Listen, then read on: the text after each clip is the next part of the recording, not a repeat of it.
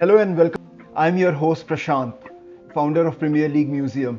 Premier League Museum is the only non official platform with 100% focus on Premier League stories, matches, and yes, you, the fans. And before we continue, I would say do not forget to subscribe to our YouTube channel, like the Facebook page, as well as follow our Twitter handle. Alright, so back to the show and life as Premier League fan. On today's show, I am super excited to host a Premier League fan who is multi talented. He is a journalist, he is an entrepreneur, he has done some internships in law, worked at sports sites like Sportskeeda, Fox Sports, FC Goa. He has a great passion for writing, discussions, and analysis of sports. Yes, I'm only talking about one person, these are not multiple people. And recently, he has also started a YouTube channel and belongs to a place in India which is super passionate about football. My guest today, please welcome Sarthak Sharma on the show. Hi, Prashant. Great introduction, and thank you so much for having me. Let's start with the Tactic Talk, a new channel where you bring sports fans with daily news, updates, and analysis, all in 60 seconds. And my question for you is 60 seconds. Why 60 seconds? Like, is there a rush? Is there like you're a fan of Gone in 60 seconds? Or you think the listeners will only listen to you for 60 seconds? So, why 60 seconds? Yeah, that's a good question, Prashant. So the idea was basically to stand out. I mean, we find ourselves in the midst of a pandemic at the moment, and it's all about creative content at this point in time. So if you're starting something on social media or anywhere for that matter, you have to try and stand out. And the ways that I thought that I might be able to stand out is by trying something which I feel like nobody else has done so far. And for me personally, when I'm watching a video, I like to see the first 60 seconds of it, and sometimes if it becomes a little longer than that, it's a little bit difficult to stay connected with what the person is talking about. So that was the idea behind 60 seconds, and I thought that it's a good way to deliver the main news of the day because you can't obviously do everything in 60 seconds, but the main news of the day, and hopefully give that to the sports fans, and I think it's working well. Wow. You and say that my attention span is pretty short and 60 seconds is Yeah. how I love to get those updates. We cannot start any discussion without actually first talking about the Premier League final round tomorrow. So, what are Right. your predictions for the top four? Who do you think will miss out? I think it's going to be very interesting. So, I mean, we've got three teams in Chelsea, Leicester, and Manchester United, who are all competing for two spots. Would have been a little bit more. I mean, it would have been a little better if Manchester City hadn't won their appeal. But I think it's made it more interesting for Premier League fans to see that, and I think it's going to be a good. I think Chelsea are playing Wolves, so and they need just 1 point. So I think Chelsea should be able to make it. So I think Chelsea will be one team. With United and Leicester playing each other, I think it'll be a very open game, good game to watch. Again, I think United should be able to do it, but I'm not completely confident because I think Leicester have got some good players who are capable of winning games. So it's going to be an interesting one. But I would say Chelsea and United as of now. Chelsea and United, and of course, that will be a huge disappointment for the Leicester City fans because they were doing Right, pretty well right up till February. right. Nobody could have Absolutely. believed that Leicester Absolutely. City would be the ones missing out. All right, so on the relegation front, which is Right. probably less spicy than the top four, but what are your predictions for the relegation? Who do you think are the two teams? I think, first of all, I mean, when you look at Norwich City, who've already been relegated, I think they started the season very well, and they beat City also at home. And you're really thinking that that's the team that's going to really play football, and do well. But unfortunately, they've just kind of fallen out of the picture. Aston Villa, personally, I've been very impressed with Aston Villa with what they've done coming to the Premier League because I think they have some good individual players, Jack Grealish being one of them, John McGinn another. So they have good individual talent, but I think as a team they've struggled a little bit to handle things defensively. So that's why they find themselves in a bit of trouble. Watford are again another team who I'm a little surprised to see them there at the bottom, but I think they've kind of built their own problems by sacking so many managers in a season, and of course they've sacked Nigel Pearson as well. So I think that's a bit of a reason why they find themselves there, and Bournemouth as well. Eddie Howe, brilliant manager, but this season just the team hasn't clicked in big matches. So I think At this point, I think Villa's win against Arsenal really helped them, and now they've kind of momentarily moved out of the bottom three. And I think Watford play Arsenal, so I think it's a difficult time for Watford. So I think it should be Watford and Bournemouth joining Norwich back in the Championship. But I mean, definitely something to keep an eye on. I know most Premier League fans, be looking at the top four battle, and I think all matches are going to happen at the same time as well. Right. But if I think a genuine Premier League fan would definitely keep an eye on those on that game between, I think, Villa and West Ham, and especially the Watford and Arsenal game. So I think it'll be interesting. And Right. whoever misses out or whoever gets to go down will have some troubles going forward for the next season. All right, so this was for the predictions. Let's talk about your career, Sarthak. I mean, I was going through your career path, and you have done LLB, you have done sports law, media, publishing. What exactly were you planning to do? It's a good question. I don't think I have figured out exactly what I plan to do, but it's. I mean, it's. I think it comes to me a bit from my parents as well, my family background. I Mm-hmm. mean, my mother is a journalist, and she's also involved in a lot of other activities as well, like recruitment and HR and stuff like that. So I've always kind of been somebody who's tried to do different things together, and be a bit of a multitasker. Sure. So yeah, so I mean, I've always been interested in sports. It's always been my main interest area. I was Once I finished schooling, I was wondering what I wanted to do, and law was one of the things that kind of stood out, and I just went for it. Didn't really think too much about what I was planning to do after schooling, but took that kind of that dive, if you could call it, and did 5 years of law. But I think midway through, I realized that while it was fun, and as you mentioned earlier, I have done a few internships in law as well, and I have worked in Supreme Court of India. I worked in a few law firms. So yeah, so I have that experience, but I just felt like my calling was more than sports, because I felt that was something that came naturally to me. And we were discussing Premier League today. That Premier League is one of the things that I have followed very closely. So it was a natural thing for me to start getting involved with sports websites, and start approaching them if they needed writers, because I've also been writing since I was a kid. I think I published my first article when I was 10 years old. So Wow. yeah, so I've been very interested in that. So luckily, I was lucky that I got opportunities to write in magazines and in websites and stuff, and it kind of just grew from there, and became something that has become full time now. So yeah, That's awesome. That's amazing. So tell me something about the yeah. influence that Premier League had on you. Yeah, it's been incredible, really, and kind of surprising, because I mean, nobody in my family used to really follow football before me, so I was kind of the first to start watching it. But I think it was my cousins that come over here and to meet us and everything, and they were big Liverpool fans. So Oh, okay.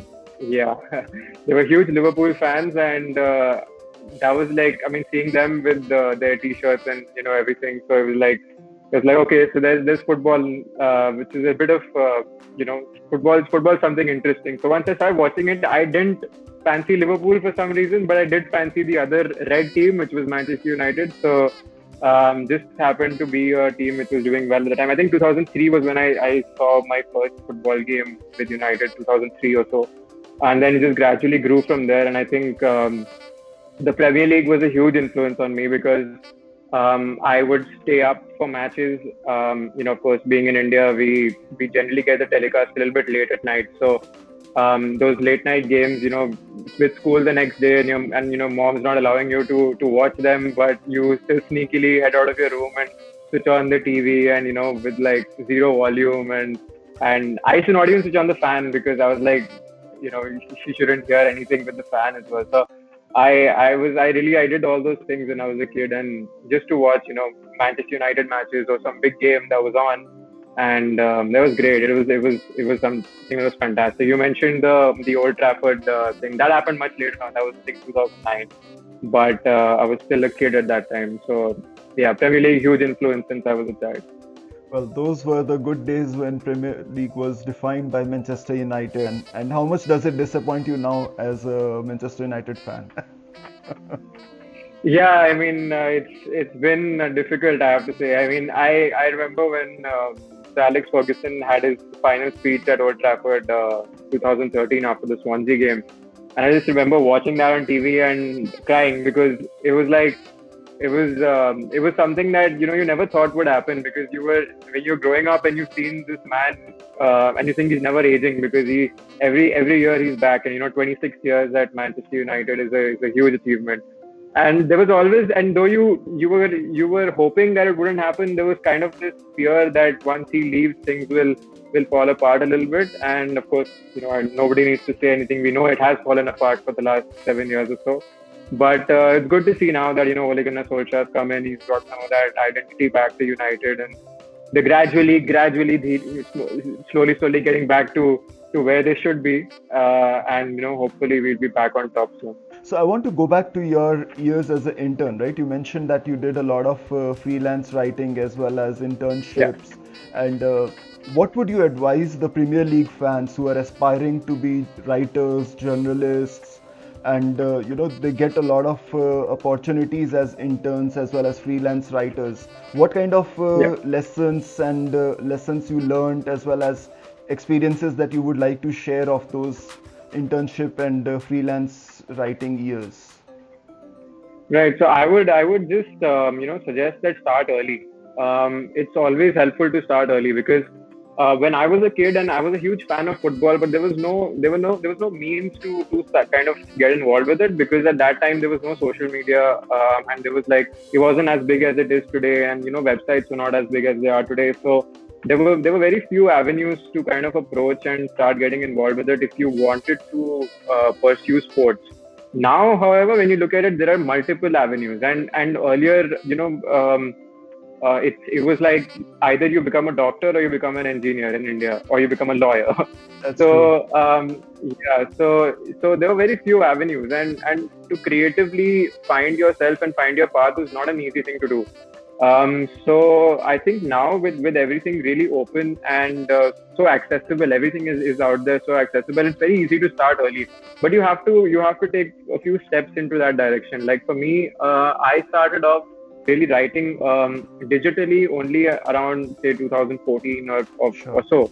Before, but it wasn't like I couldn't write before that. I just didn't have the right avenues and I didn't have the right knowledge. So there are multiple websites now, where you can start. You can even start your own blog. So, I mean, I would just suggest that if there are some young people who are watching, teenagers and who are involved in sports and really are big fans of Premier League and just, football in general or any other sport for that matter, just make your own blog and be creative with it. And you never know what can happen. Like you share your blog all over social media. You never know. You might just get opportunities to do so many different things. So That's that would be the way to go. That's very well said. So, yep. And Absolutely. Sarthak, let's talk. So, Sarthak, let's talk about your journey to Fox Sports Asia. So, you were an intern, you were freelance writer, and then you moved to Fox Sports Asia, a very reputed Yeah. company which is a global name. Fox is a global name.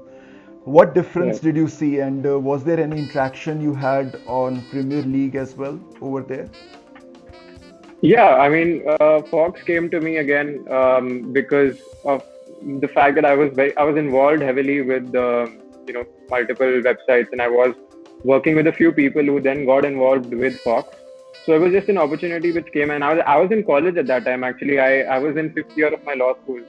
So when Fox came, so I was very hesitant to take the opportunity because I was doing a college day from what 8:30, 8 o'clock in the morning to like 3:30 or 4, and they were kind enough to tell me that they really just wanted my work. So they said that if you were willing to come in after you're done with your college and then work for us. So I was essentially working a day of 8 to 4 in college and then come back and then work 4 to 12 or whatever at night.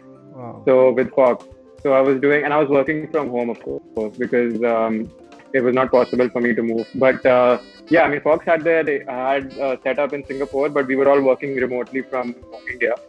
Yeah, it was a great opportunity. I mean, and what I found different was it was of course more professional than what I'd seen earlier.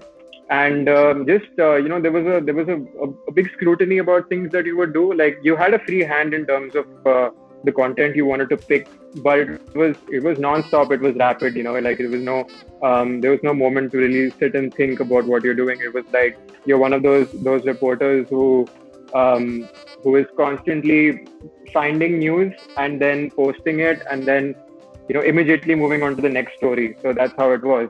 And I was lucky to get a lot of exposure in terms of different sports that I was interested in. So football was of course one of them, and Premier League was a big part of it. But also with Formula One and MotoGP and all these other things that I was handling. So it was definitely interesting. We also got to cover the World Cup, which happened in 2019. So it was a great experience and certainly one that taught me a lot. That's awesome. So let's move on now to the Tactic Talk, your most Yeah. recent venture, Tactic Talk, and 60 seconds. So let's talk about how the idea came up. How did the idea of Tactic Talk come up? So basically, that was something that I was just discussing with a friend. I think back in November or December last year. So it was just something that came to mind, which this is we live in the day and age where everybody's got an alter ego. I like to say. It's an alter ego in the sense that you have your own profile on Instagram, and then you have something else that you started on just to I guess explore and a little bit better and find out things on social media which you normally wouldn't. So I think it's a great way to creatively express yourself, and it's also a good way to stand out because nowadays, I mean, if you work for a particular organization or a company, that is something that you are doing for them. But what are you doing for yourself? Are you trying to do something for yourself as well? And you need to have, I think, maybe two or three avenues to separate avenues to kind of stand out. So that was something that I was thinking about. But of course, being with first with Fox and then finding a new job, I got a new job soon after. So it was very difficult to find the time to do it at that point. But it was definitely in my mind. It's something that I wanted to do, and the idea wasn't 60 seconds initially. It was just something that I wanted to explore from a broadcast perspective, because before that, everything that I was doing was on a writing front. So I wanted to kind of explore and hone my speaking and broadcasting skills a little bit. So that's why I came up with the concept, and now it's just started. It's just been a month, so hopefully it will keep on progressing. Thing. Right. So Thank you. let's talk about the Premier League and the current season. I know that it's ending tomorrow. What do you think Yeah. were your favorite moments from the current season? Quite a few. It's been an interesting season. I mean, I don't think we'll ever have a season like this which ends in July or August. Yeah, July. I mean, so I don't think we'll ever have a season like this. It'll stand out in history. But just in terms of pure footballing moments, I think it's been a very interesting season. I think Liverpool stands out as the team that has really dominated and done well. And I personally thought that they would go all the way unbeaten because of the way that they were playing, and of course not quite invincibles yet, but they did a great job, and I think Liverpool were definitely the standout team. In terms of goals, I think we've seen some sensational goals, and as fans we love watching the ball hit the back of the net. So I think we've seen quite a few of those screamers that will stand out as well. And and all across, I mean, the Champions League places, the fight is going down to the last day of the season. We still don't know who's going to make it, who's not. And Europa League as well. The fact that we've seen so many top managers in the Premier League who've all come in. We've got managers like Klopp, Guardiola, Mourinho. Lampard's come in, Solskjaer's come in. So I mean, such great managers, and Arteta, of course, at Arsenal as well. So this new trend that we've seen this season with teams who are former players and now have come and manage their teams and have done well, and the relegation fight as well. I mean, it's been a very interesting season, I would say, and one that will definitely stand out in history. I 100% agree with you, and I think this is probably just one of those seasons where Mourinho did not have an impact or a say in the top four race. Yeah. So finally, I just want to ask, and I think all Manchester United fans would love to get an answer from an expert like you. Do you think Pogba will stay next season?